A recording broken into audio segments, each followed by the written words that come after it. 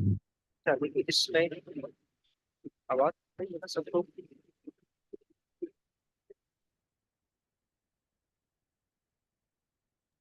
Yes. तो देखिए इसमें और non homogeneous system of equation जो अभी तक हम पढ़ चुके थे, उसमें इस तरह का अगर मैट्रिक्स होता था, इस तरह मैट्रिक्स, तो वहां पे एक वर्ड यूज होता था कि the given matrix are augmented matrix. वहाँ नॉन होमोजीनियस में क्या वर्ड यूज होता था? नॉन होमोजीनियस में वर्ड यूज होता था कि the given matrix are augmented. याद है ना ये तो? ऑगमेंटेड। ऑगमेंटेड के लिए भी हम क्या करते थे? लास्ट लाइन से पहले, लास्ट वाले से पहले हम एक लाइन लगाते थे ना। ऑगमेंटेड का वर्ड कहाँ यूज होता है? वो ऑगमेंटेड का वर्ड जो है वो हम यूज करते हैं non homogeneous system of equation में। नॉन होमोजीनियस का मतलब है कि इक्वल के बाद अगर नॉन जीरो एलिमेंट्स हैं, तो उस सिस्टम ऑफ इक्वेशन में हम एक वर्ड यूज करते हैं ऑगमेंटेड। लेकिन यहाँ पे ऑगमेंटेड का वर्ड यूज नहीं होगा। होमोजीनियस सिस्टम ऑफ इक्वेशन में ऑगमेंटेड का वर्ड यूज नहीं होगा। यहाँ पे क्या होगा? जिस तरह के यहाँ गिवन है कि डिस्क्राइब ऑल द सॉल्यूशंस, इसका सॉल्यूशन फाइंड करें। सॉल्यूशन फाइंड करने का मतलब है कि x1 x2 x3 या जो भी वेरिएबल है उसकी वैल्यू फाइंड करें, और ax is equal to zero given होगा। ax इक्वल टू जीरो का मतलब ये है कि यहाँ पे आखिर में लाइन लगा दें और यहाँ अपनी तरफ से जीरो लिखना है। ऑगमेंटेड में क्या करते थे हम? ऑगमेंटेड में हम यहाँ लाइन लगा देते। नॉन होमोजीनियस में ऑगमेंटेड का वर्ड यूज होता है, और ऑगमेंटेड में क्या करते हैं? हम यहाँ लाइन लगाते हैं। लेकिन होमोजीनियस में क्या वर्ड यूज होगा? X equal to zero. जब भी x is equal to zero आ जाए तो इसका मतलब ये है कि ये होमोजीनियस सिस्टम ऑफ इक्वेशन है। और आखिर वाली लाइन, आखिर कॉलम के बाद लाइन लगाए, और फिर आप क्या लिखेंगे? जीरो जीरो लिखेंगे, क्योंकि यहाँ पे गिवन है कि x equal to zero. X equal to zero का मतलब है कि आखिर वाले एलिमेंट सारे जीरो हैं। तो यहाँ पे हम अपनी तरफ से क्या लिखेंगे? लास्ट में, सबसे लास्ट में एक लाइन लगाए, और उसके बाद क्या रखेंगे? हम यहाँ पे जीरो रखेंगे। ठीक है, ऑगमेंटेड में हम लास्ट में जीरो नहीं रखते। ऑगमेंटेड वाले वर्ड में हम लास्ट से पहले लाइन लगाते हैं। लेकिन एक्स इक्वल टू जीरो में यहाँ आखिर में हमने, हर एक क्वेश्चन के आखिर में हमने क्या रिप्लेस करना है? जीरो रिप्लेस करना है। और ये हम क्यों रिप्लेस करेंगे? क्योंकि ये क्वेश्चन में गिवन है कि ये एक्स इक्वल टू जीरो का मतलब है कि ये सिस्टम ऑफ इक्वेशन है। और ये कौन सा सिस्टम ऑफ इक्वेशन है? ये होमोजीनियस सिस्टम ऑफ इक्वेशन है। और फिर आखिर में क्या करते हैं? लिखते हैं कि राइट इन पैरामीट्रिक वेक्टर फॉर्म। इसको भी किस में लिख ले? पैरामीट्रिक वेक्टर फॉर्म में लिख ले। Where A is row matrix, जो कि आखिर में जो आपका एक जो है ये एक रो इक्विवेलेंट मैट्रिक्स है। ये जो गिवन है, ये जो मैट्रिक्स इज गिवन है, ये row equivalent to the given matrix है। रो इक्विवेलेंट का मतलब ये होता है कि आपने इसको एलिमेंट्री रो ऑपरेशन फॉर्म में हमने लिखना है। और ए जो है ये ए मैट्रिक्स यहाँ पे जो गिवन है, a x is equal to zero. इस a x equal to zero में ये जो ए मैट्रिक्स है, ये आपका क्या है? Row equivalent of the given matrix. इसका मतलब है ये जो मैट्रिक्स है ये आपका ए मैट्रिक्स है। एक्स जो है आपके कोई वेरिएबल्स हैं, x1 x2 x3 साइन करना है, जैसे इसको x1 नाम दे दे, x2 x3 x4। और इस इक्वल टू जीरो का मतलब है कि लाइन के बाद आप क्या लगाए? जीरो जीरो जीरो लगा दे। तो बिल्कुल सिंपल है, हम इसको सॉल्व करेंगे और इसकी सोल्यूशन को फिर आखिर में क्या करेंगे? पैरामेट्रिक वेक्टर फॉर्म में ही लिख देते हैं। तो पहले मैं ये क्वेश्चन नंबर 7 ही कर लेता हूँ, इसके बाद जो भी है, क्योंकि इसमें 3 वेरिएबल्स आ रहे हैं, 2 वेरिएबल आ रहे हैं। बाकी आप जो भी क्वेश्चन बताना है फिर आखिर में फिर आप बता दें। देखिए इसको मैं सॉल्व कर रहा हूँ। ये मैट्रिक्स में उठा रहा हूँ, 1 3 -3 और 7 है। फर्स्ट क्वेश्चन नंबर 7 सॉल्व कर रहा हूँ। और एक्सरसाइज आपका वही 1.5 एक्सरसाइज है। सेम टू सेम एक्सरसाइज है आपका, 0.5 एक्सरसाइज है। और इसके जो क्वेश्चन नंबर 7 है ये मैं उठा रहा हूँ। ठीक है, क्वेश्चन नंबर 7। और क्वेश्चन नंबर 7 के लिए पहला रो है 1 3 -3 7। 1 3 -3, 1 3 -3 7, 1 3 -3 7। बाद है नीचे रो 0 1 -4 5, 0 1 -4 5, 0 1 -4 और 5। अच्छा, अब इसके ये मैट्रिक्स क्वेश्चन में गिवन है और साथ में ऊपर ये मेंशन है कि we are A x equal to 0, ये क्वेश्चन में गिवन है। जब भी ये गिवन होगा कि ए एक्स इक्वल टू 0, इसका मतलब क्या है कि हमने आखिर में आखिर कॉलम के बाद हम क्या लाइन लगाएंगे, आखिर कॉलम के बाद लाइन लगाएंगे और यहाँ क्या रिप्लेस करेंगे, 0 0 रिप्लेस करेंगे।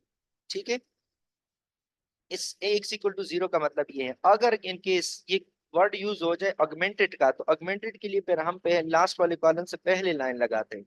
ठीक है, लेकिन यहाँ पे वर्ड यूज हुआ है कि एक्स इक्वल टू 0, तो इसलिए हम लास्ट में 0 0 रिप्लेस करते हैं। अब देखिए ये ऑलरेडी इशीलॉन फॉर्म में है, ये ऑलरेडी इशीलॉन फॉर्म में है।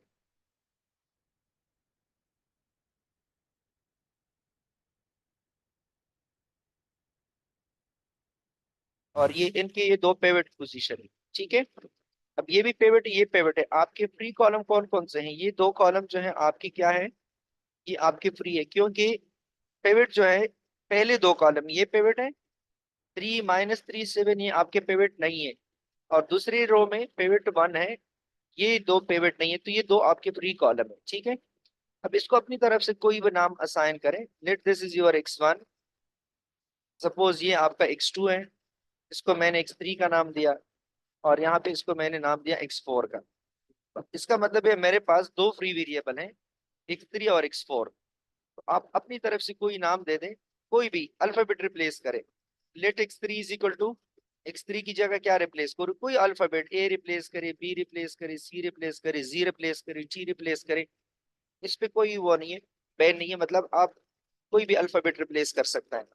और x4 की जगह भी कोई अल्फाबेट, तो x3 की जगह क्या रिप्लेस करूं, कोई भी नंबर बता दे अल्फाबेट। ए। सपोज x3 की जगह मैंने a रिप्लेस किया, let x3 is equal to a, और x4 की जगह फॉर एग्जांपल मैं b रिप्लेस कर रहा हूँ, या कोई भी वर्ड ये प्लेस कर सकते हैं, अल्फाबेट में से कोई नंबर उठाए, ये हो गया b। अब इसका मतलब है कि ये a और b जो है ये दोनों मेरे फ्री वेरिएबल को हम वर्ड यूज करते हैं पैरामीटर। अच्छा, पैरामीटर और फ्री वेरिएबल दोनों एक ही बात है, ये हमारे पैरामीटर हैं, या इसको हम कहते हैं कि ये हमारे फ्री वेरिएबल है। अब ये दो वेरिएबल्स आप यूज करें और इसका इक्वेशन बना दें। देखिए रो नंबर 2 का इक्वेशन में बना रहा हूँ, R2 का।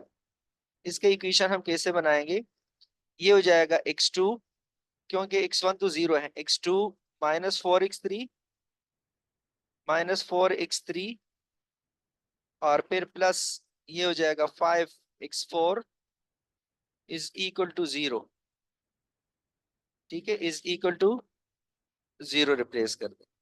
अब इसमें वैल्यूज रिप्लेस करने के बाद आपको जो इक्वेशन बनेगा वो ये इक्वेशन बन जाएगा। मैं इसमें वैल्यूज रिप्लेस कर रहा हूँ, x2 -4, और x3 की जो वैल्यू है वो है a, तो इसे यहाँ मैं रिप्लेस कर रहा हूँ 4a +5, और x4 की जगह हमने पुट किया है b इज इक्वल टू 0।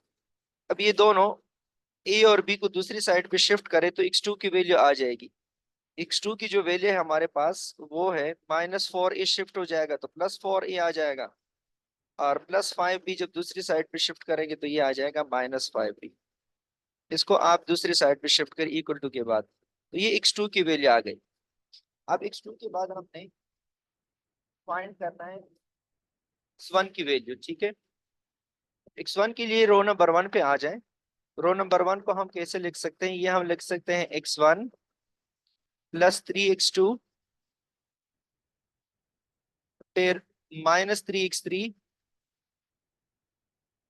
और फिर उसके बाद है +7x4 इज इक्वल टू 0। अब इसमें वैल्यू रिप्लेस करें। अब जब वैल्यू रिप्लेस करेंगे तो ये आपका इक्वेशन बन जाएगा, और इस इक्वेशन को हम ऐसे लिख लेंगे, ये हो जाएगा x1 +3,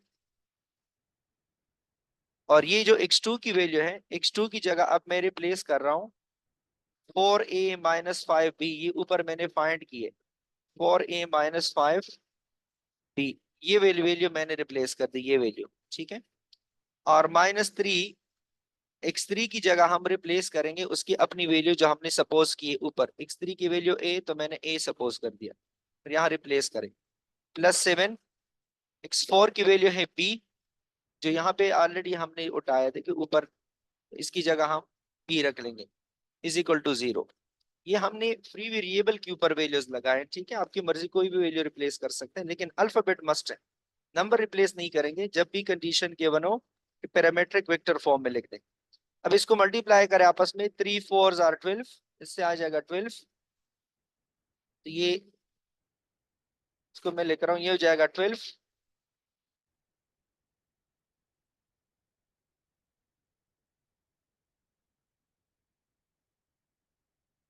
ये हो जाएगा 12 a, और 3 को मल्टीप्लाई करें 5b के साथ, तो ये हो जाएगा -15b, -15b, -3a, और फिर +7b। अब इन जहां ऐड करना है उसको ऐड करें, और जहां पे सब्ट्रैक्ट करना है उसको सब्ट्रैक्ट कर दे, +7b इज इक्वल टू 0।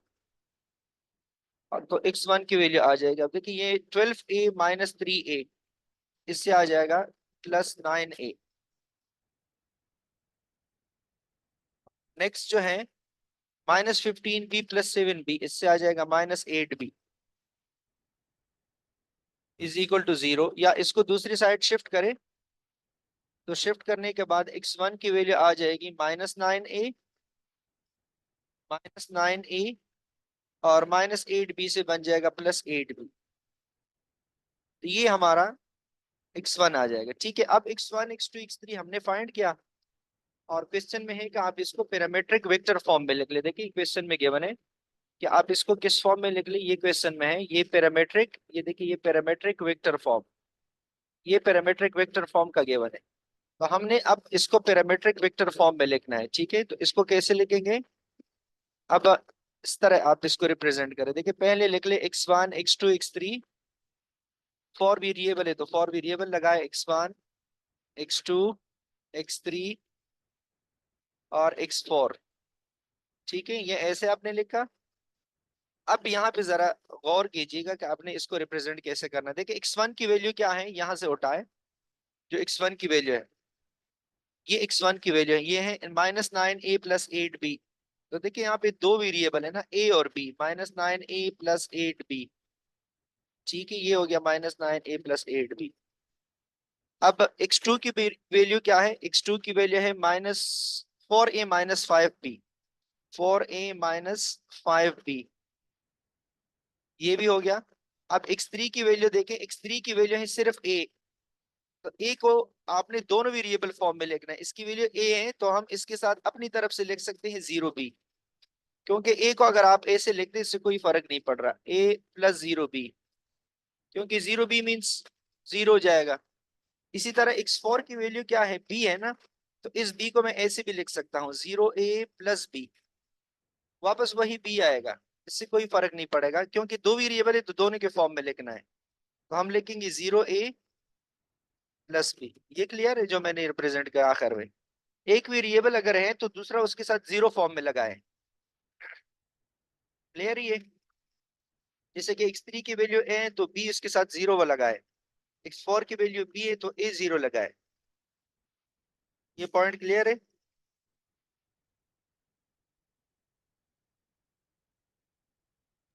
और यस सर। Yes sir.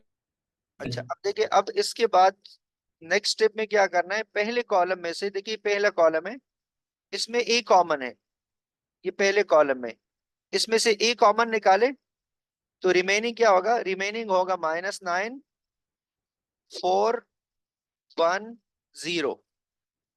ये मैंने इससे a कॉमन निकाला, तो ये आ जाएगा -9 4 a 0, ये 4 लिख 4। अब b कॉलम से, ये सेकंड कॉलम है, इसमें से b कॉमन निकाले, तो बीच में प्लस लगाएं, प्लस b कॉमन निकाले, तो रिमेनिंग एलिमेंट्स क्या आएगा 8, इसका क्या है -5, फिर क्या है 0, और फिर है 1। तो ये आपके पैरामीट्रिक वेक्टर फॉर्म हो जाएगा, ये दो आपके पैरामीटर आ जाएंगे, ए और बी को हम पैरामीटर कहते हैं, ये आपका एक पैरामीटर, ये दूसरा पैरामीटर और ये जो दो हैं ये आपके वेक्टर आ जाएंगे। तो इस फॉर्म को कहते हैं पैरामीट्रिक वेक्टर फॉर्म, ठीक है। और ये आपका फाइनल आंसर आ जाएगा। ऐसे फॉर्म में आपने मस्ट लिखना है, इसको पैरामीट्रिक वेक्टर फॉर्म कहते हैं। अब जिसको क्लियर नहीं है पूछ ले। इशेलॉन फॉर्म में कन्वर्ट करेंगे और कन्वर्ट करने के बाद जहां फ्री वेरिएबल है उसके ऊपर आपने रिप्लेस करना है अल्फाबेट्स को। जैसे कि यहाँ दो फ्री वेरिएबल है, x3 और x4, मैंने अल्फाबेट रिप्लेस किया ए और बी। कोई भी अल्फाबेट रिप्लेस करे, टी रिप्लेस करे, जी रिप्लेस करे, x1 के ऊपर x1 रिप्लेस करे या x3 के ऊपर x3 रिप्लेस करे, सी रिप्लेस करे, एम रिप्लेस करे, एन रिप्लेस करे, कोई अल्फाबेट रिप्लेस करे, आपकी मर्जी। वो अल्फाबेट लगा के फिर उसी तरह से सॉल्व करे। तो एक R2 को सॉल्व करे, यहाँ से x2 की वैल्यू हमने फाइंड की, फिर ये वैल्यूज आप R1 पे लगा दे तो फिर आपके पास x1 की वैल्यू आ जाएगी। फिर ये सारे वेरिएबल लगाएं x1 x2 x3 इस फॉर्म में, परपेंडिकुलर फॉर्म में, और यहाँ पे उसकी वैल्यूज लगाते जाएं जहां एक वे है। अगर एक वैल्यू है जैसे कि x3 की सिर्फ a वैल्यू है, ठीक है, x3 की a, तो इसके साथ b जो है वो जीरो फॉर्म में लिख लें। और x4 का सिर्फ b है तो हमने a जीरो फॉर्म में लिखा। फिर पहले कॉलम से a कॉमन निकाले तो आपके कांस्टेंट रह जाएंगे, फिर b कॉमन निकाले तो वो उसकी जो कोएफिशिएंट्स है वो रह जाएंगे। तो ये आपका लास्ट में फाइनल आंसर हो जाएगा। ठीक है, क्लियर ये।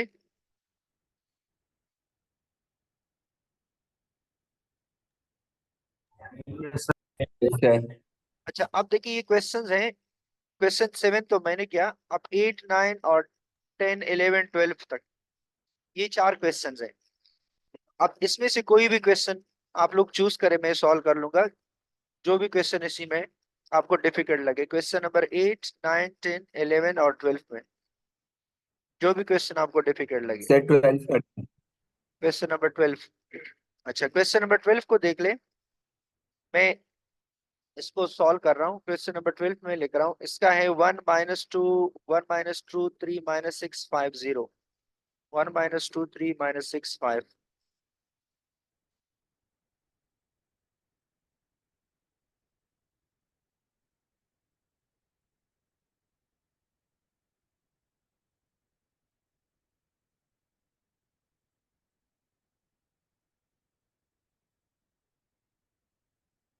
इसका पहला रो है। अब इसी का जो दूसरा रो है वो है, सेकेंड रो इसका है 0 0 3 0 है, फिर 1 4 - 6 है, 3 0 है और 1 4 - 6 है। 3 0 है, 1 2 3, फिर 1 4 और -6 है। फिर इसके सारे एलिमेंट्स, नेक्स्ट रो के सारे एलिमेंट्स 0 हैं और आखिरी एलिमेंट इसका 1 है। इसके बाद फिर लास्ट रो पूरा 0 है, पूरा रो 0 है। और साथ में ये देखिए ये मैट्रिक्स गिवन है और साथ में ऊपर एक कंडीशन गिवन है। देखिए ये कंडीशन आपको मैं बार बार आप लोगों को शो कर रहा हूँ। अगर यहाँ इसकी जगह अगर कंडीशन है कि ऑगमेंटेड, तो ऑगमेंटेड का मतलब ये है कि यहाँ लाइन लगाएंगे आखिर से पहले। लेकिन अगर x = 0 आ गया, इसका मतलब है कि सबसे लास्ट वाले के बाद आपने एक लाइन रिप्लेस करना है और आखिर में यहाँ क्या रिप्लेस करेंगे, क्योंकि x = 0 है तो यहाँ पे क्या रखेंगे, आप अपनी तरफ से 0 रखेंगे। आपको गिवन नहीं होगा, सिर्फ ऊपर मेंशन होगा कि x = 0, इसका मतलब है आप 0 खुद लगाएंगे। अब अगर इसको मैं कुछ वेरिएबल्स असाइन करूं, तो जो वेरिएबल मैं इसको असाइन करूं, इसके लिए फॉर एग्जांपल मैं लिख रहा हूं कि इसको मैं कुछ वेरिएबल्स असाइन करूं, x1 x2 x3, let this is x1। ये आपका for example second column x2 represent कर रहा है, third column late x3 represent कर रहा है, फॉर एग्जांपल ये x4 रिप्रेजेंट कर रहा है, ये x5 रिप्रेजेंट कर रहा है, और ये जो है x6 रिप्रेजेंट कर रहा है। अब इसमें देख लें कि कौन कौन से पिवट प्रेजेंट है और किस किस कॉलम में है। देखिए पिवट यहाँ पे है फर्स्ट कॉलम में, सेकेंड रो में जो पिवट है, सेकेंड रो में ये पिवट है, थर्ड रो में जो पिवट पोजीशन है, थर्ड रो में पिवट यहाँ पे है, पहला नॉन जीरो नंबर। ये मैं बार बार कह रहा हूँ। अब फोर्थ रो में कोई पिवट है नहीं, तो देखिए ये पिवट फर्स्ट कॉलम में है, ये पिवट थर्ड कॉलम में है, ये पिवट आखिरी में है। इस रो में कोई पिवट नहीं है, इस कॉलम में इसमें कोई पिवट नहीं है, इस कॉलम में कोई पिवट नहीं है। तो ये जो तीन कॉलम है, ये कॉलम, ये कॉलम और ये हमारे क्या है, ये हमारे फ्री कॉलम्स है। ठीक है, ये फ्री है। अब इन तीन पे हमने अल्फाबेट रिप्लेस करना है। और ये तीन कौन कौन से हैं? एक है x2, तो x2 की जगह क्या रिप्लेस करूं? कोई अल्फाबेट बता दें, ए बी सी रिप्लेस कर दूं, ठीक है, या कोई और रिप्लेस कर दूं? ABC कर दे सर। x2 की जगह सपोज मैंने ए रिप्लेस कर दिया है। दूसरा फ्री वेरिएबल है x3, x3 की जगह मैंने सपोज कर दिया बी। और इसके बाद जो फ्री वेरिएबल है वो x5 है, तो लेट x5 की जगह मैंने रिप्लेस करना है कि लेट दिस इज सी। अब ये ऑलरेडी शिलॉन फॉर्म में है, अगर इनकेस ये शिलॉन फॉर्म में ना हो तो पहले आप उसको शिलॉन में कन्वर्ट करना है, लेकिन ये ऑलरेडी शिलॉन में इन्होंने दी है, इसलिए मैं इसको कन्वर्ट नहीं कर रहा क्योंकि ऑलरेडी शिलॉन फॉर्म में है। सारे पिवट के नीचे ऑलरेडी जीरो है, ठीक है। अब मैं इसको डायरेक्ट सॉल्व कर रहा हूँ। कैसे सॉल्व करूंगा मैं इसको? डायरेक्ट नीचे वाले रो से स्टार्ट करें, ये रो तो ऑलरेडी जीरो है, इस रो को स्टार्ट करें, रो नंबर 3। रो नंबर 3 को हम कैसे लिख सकते हैं? रो नंबर 3 को हम लिख सकते हैं 1, क्योंकि ये सारी जीरो है, 0x1, 0x2, 0x3, 0x4, 0x5, ये हो जाएगा 1x6। तो x6 इज इक्वल टू 0 आ जाएगा। x6 की वैल्यू तो फाइंड हो गई, 0 आ गई। अब रो नंबर 2 पे आ जाए, देखिए रो नंबर 2 को अब मैं सॉल्व कर रहा हूँ। रो 2 को मैं कैसे सॉल्व करूं? ये रो नंबर 2 में उठा रहा हूँ, इस रो को। इसको हम कैसे लिख सकते हैं? देखिए ये हो जाएगा 0x1, 0x2, 0x3, ये हो जाएगा 1x4। 1x4 मीन्स मैं लिख रहा हूँ x4, ठीक है। फिर प्लस इसके बाद 4x5, ये हो जाएगा 4x5। और इसके बाद हो जाएगा -6x6, -6, -6x6, ये -6 और x6 इज इक्वल टू 0। अब इसमें वैल्यूज पुट करें, x4, x4 प्लस 4, x5 की वैल्यू क्या है? x5 की वैल्यू है c, तो 4c हो जाएगा। -6 और x6 ऑलरेडी मैंने ऊपर फाइंड किया है, 0 है, ठीक है, इज इक्वल टू 0। तो इसका मतलब ये कि ये 0 हो जाएगा और x4 की वैल्यू आ जाएगी -4c। x4 की वैल्यू है -4 टाइम c, ठीक है, ये x4 की वैल्यू। अब रो नंबर 1 पे आ जाए, R1 की वैल्यू फाइंड करें इसी तरह से। R1 इक्वेशन को हम कैसे लिख सकते हैं? इसको हम लिख सकते हैं x1, x1 -2x2 plus 3x3 -6x4 और प्लस 5x5, और आखिर में जो है वो 0x6 है, तो 0 के लिखने की, ये x5 है, 0x6 लिखने की जरूरत ही नहीं है, ठीक है। तो ये इज इक्वल टू 0 हो जाएगा। अब इसमें वैल्यूज पुट करें, तो x1, x2, x3 की वैल्यूज लगाते जाएं और आखिर में जो है इसका सोल्यूशन हम फाइंड कर लेंगे। तो x1 की जगह में, क्योंकि x1 को तो हमने फाइंड करना है, -2, x2 की जगह मैं क्या रिप्लेस करूं? ये x2 की वैल्यू हमने सपोज की है, देखिए यहाँ ऊपर है, x2 की वैल्यू a है, तो यहाँ a रिप्लेस करें, +3, x3 की वैल्यू भी यहाँ पे ऊपर हमने सपोज की है b, तो यहाँ b रिप्लेस करें। फिर -6x4, -6, और x4 की वैल्यू यहाँ हमने ऑलरेडी सॉल्व किया है, ये -4c है, x4 की वैल्यू ये, तो x4 की जगह -6c लगा दे, प्लस 5x5, और x5 की वैल्यू भी c है क्योंकि यहाँ हमने सॉल्व किया है। तो देखिए ये वैल्यूज मैंने रिप्लेस कर दी, -4x3 की वैल्यू ये मैंने रिप्लेस कर दी, ये मैंने x4 की वैल्यू रिप्लेस कर दी, और ये मैंने x5 की वैल्यू रिप्लेस कर दी। और इज इक्वल टू 0 है, तो इज इक्वल टू 0 लिख लें। इसके बाद इसको सॉल्व करें तो ये आ जाएगा x1 -2a, फिर इसके बाद +3b, फिर ये हो जाएगा माइनस माइनस +24, 24c और +5c। इससे आ जाएगा 29C। ठीक है, तो इससे आ जाएगा 29C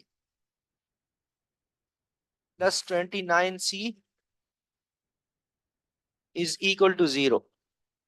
तो दूसरी साइड पे शिफ्ट करें तो x1 की वैल्यू हमारे पास आ जाएगी, x1 is equal to +2a, ये प्लस हो जाएगा 2a, और ये +3 भी जब शिफ्ट करेंगे तो ये -3 भी हो जाएगा, -3b, और +29C दूसरी साइड पे शिफ्ट करें तो ये हो जाएगा -29C, ये 29C। तो ये आपके x1 की वैल्यू आ जाएगी। ठीक है, अब x1 x2 x3 की वैल्यूज हमने प्राप्त कर दी है। इसको अब कॉलम फॉर्म में लिख दें और लास्ट में इसकी जो अ, वो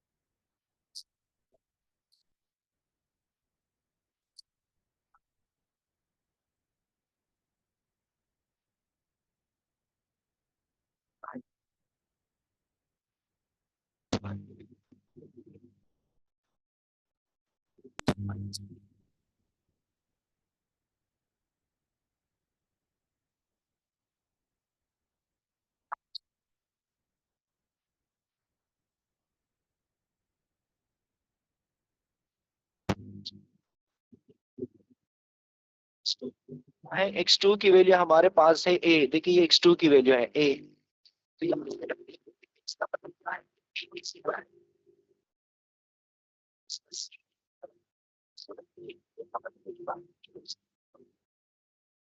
3 की वैल्यू क्या है, b है। देखिए सिर्फ b, इसका मतलब है कि इसका a 0 है।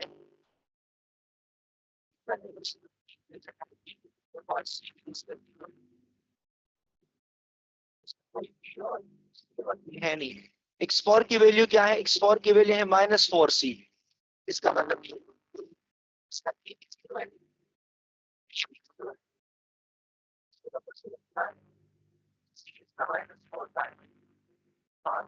वैल्यू क्या है हमारे पास, x5 की वैल्यू c है, तो इसका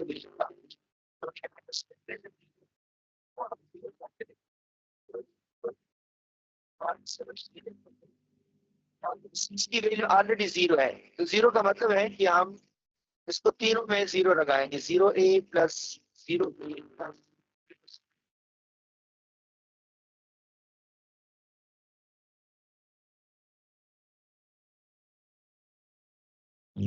को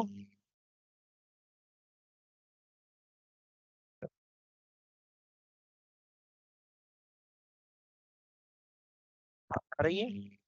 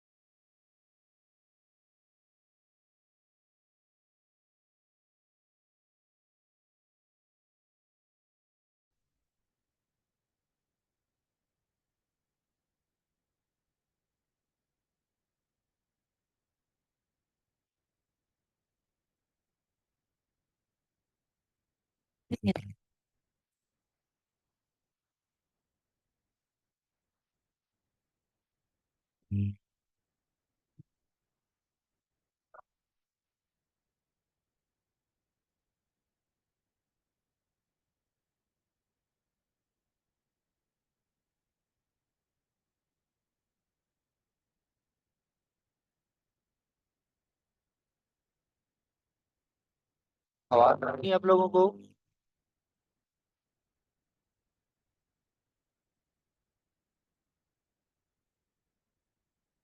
जी सर। तो ये क्वेश्चन हमने वो करा था लेकिन बीच में ड्रॉप हो गया, साइन आउट हो गया, तो लास्ट में इस तरह का सिस्टम बन गया था। मैं यहाँ शॉर्टकट लेकर आऊँ, x1 x2 x3 फॉर्म जब हमने लिखा तो आई थिंक ऐसे आ गया था कि 2a + 3 -3b और -29c ऐसे आ गया था। यहाँ पे जो है फिर बीच में सेकेंड जो है वो था, क्योंकि भैया हमने ए रखा था तो a+0b+0c।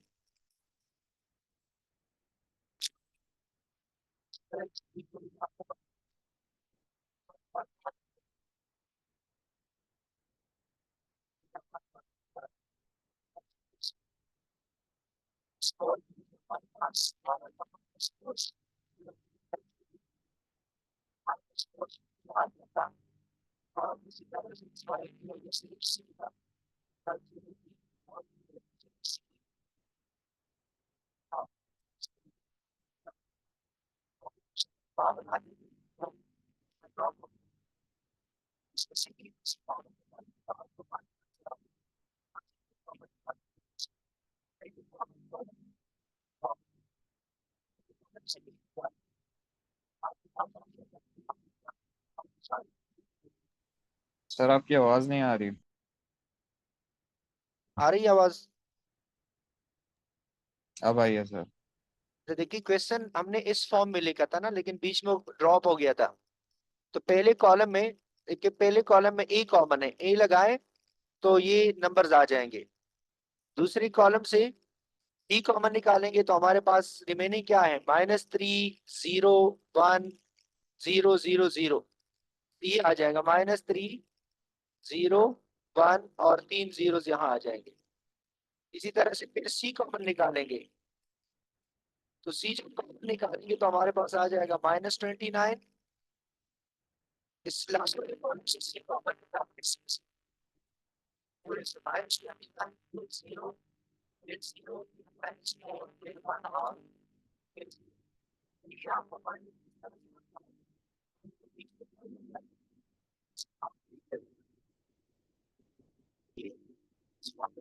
फाइनल आंसर आ जाएगा।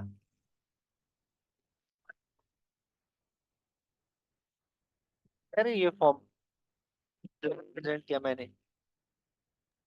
सर सर आपकी आवाज बहुत डिस्टॉर्टेड आ रही है, नहीं समझ आ रहा सही से। जो क्वेश्चन हमने लिखा था, जिसपे जूम साइन आउट हो गया, वो इस फॉर्म में क्वेश्चन था ना, इस फॉर्म में जो ए बी सी की वैल्यूज हमने फाइंड की थी, ये इस फॉर्म में था। Yes, sir. अब इसमें क्या करेंगे, पहले कॉलम से ए कॉमन निकालें तो ये वाले नंबर्स आ जाएंगे। दूसरी कॉलम में क्या निकालेंगे, देखिए दूसरी कॉलम में सब में बी कॉमन है, बी कॉमन निकाले तो ये एलिमेंट्स आ जाएंगे। फिर सी कॉमन निकाले तो ये आपका फाइनल आंसर हो जाएगा, और इसको हम कहते हैं पैरामीट्रिक वेक्टर फॉर्म। इस फॉर्म में रिप्रेजेंट करना है आखिर में।